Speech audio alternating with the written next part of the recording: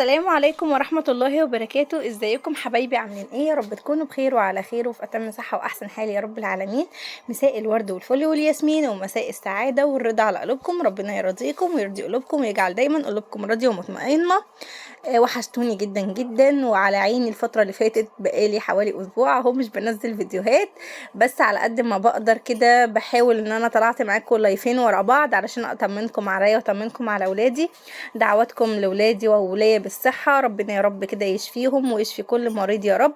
هم واخدين دور ميكروب كده جامد جدا في اللوز، والحمد لله على كل حال. يعني سخونية بقى، وانتوا عارفين السخونية وما ادراكم من السخونية، ودرجة الحرارة لما بتكون مرتفعة بصراحة متبهدلة بيهم اخر بهدلة، وعدي كمان لا اكل ولا شرب وتعبان جدا جدا.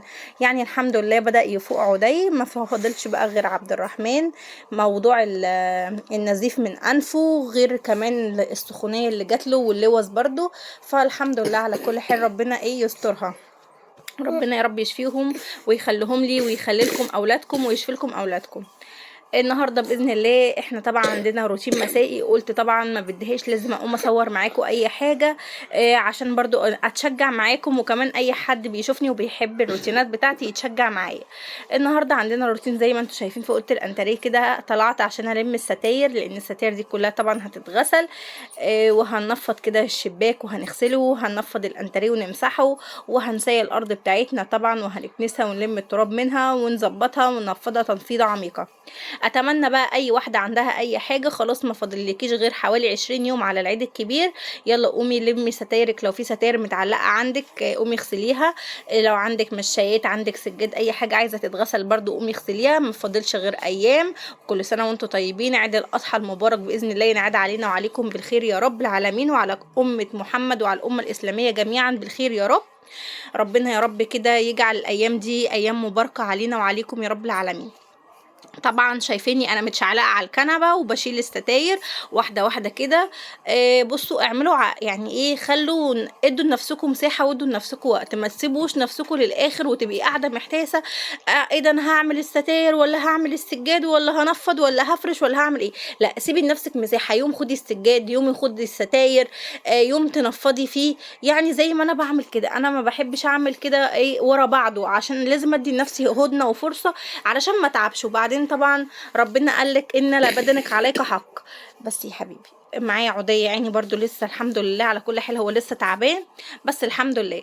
طبعا خلاص لميت الستاير اهو بشيلها معاكم زي ما انتم شايفين كده. شلت التل هنا، التليفون بتاعي كان وقع وعدلته، ودلوقتي هشيل القطيفه برضو اهو برضو عشان يتغسلوا، وهنشيل الحفظ برضو بتاعتنا عشان هتتغسل. كل حاجه هنشيلها مع بعض، وهنلم كل الفرش ده وهننضف تنظيفه حلوه. فعايزاكي كده كل ست بيت كده شطوره وكل بنوته شطوره، ما تكركبيش على نفسك البيت وتحتاسي، لا واحده واحده على نفسك. اعملي كل حاجه في يوم، وتيجي قبل العيد ب3 ايام كده ولا حاجه تروحي ماسكه البيت بقى، تبتدي تنفضي الاوضه اللي تعمليها، تفرشيها وتخلصي منها على طول، عشان يوم الوقفه ما يبقاش عندك اي حاجه، تبقي قاعده في بيتك. لو عايزه تنزلي تشتري حاجه لنفسك، تشتري اي حاجه من تحت، يبقى بيتك اصلا نظيف. وبعدين يوم الوقفه كلنا بنحب يا بنروح عند اهلنا، يا عند مامتك، يا عند حماتك، يا قاعده في البيت مع جوزك ومع اولادك. فلازم تبقي قاعده اليوم دوت في البيت، مش بتعملي اي حاجه، واصلا يوم الوقفه بيكون صيام. في ناس بتصوم ال10 اللي هم بتوع اوائل ذي الحجه دول لحد يوم 10، وفي ناس بتصوم يوم الوقفه بس.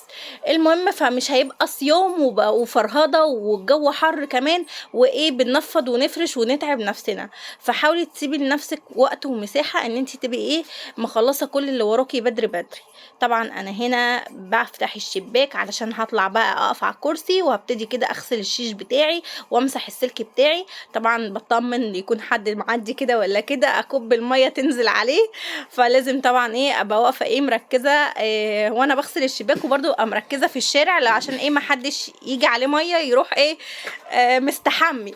المهم عايزاكم تشتركوا في القناه لو انتوا لسه مش مشتركين، اللي لسه اول مره بيشوفني اتمنى تشتركوا في القناه وتفعلوا الجرس عشان يوصلكم كل جديد ويجيلكم اشعار، سواء بلايف سواء بفيديو انا نزلته. واتمنى كده تشجعوني وتدعموني بلايكات كتيره، اتمنى توصلوا الفيديو دوت لاكبر عدد لايكات. الفيديو دوت صغير، الفيديو دوت مش مكمل يعني ال 12 دقيقه، الفيديو دوت حوالي 12 دقيقه بالظبط او 11 دقيقه وكام ثانيه. فالفيديو مش طويل، الفيديو بس هو مقتصر على الروتين بتاع اوضه الانتريه، مش عامله عامله فيه حاجه تاني، هو روتين بسيط كده، تنظيفه حلوه لاوضه الانتريه وخلاص.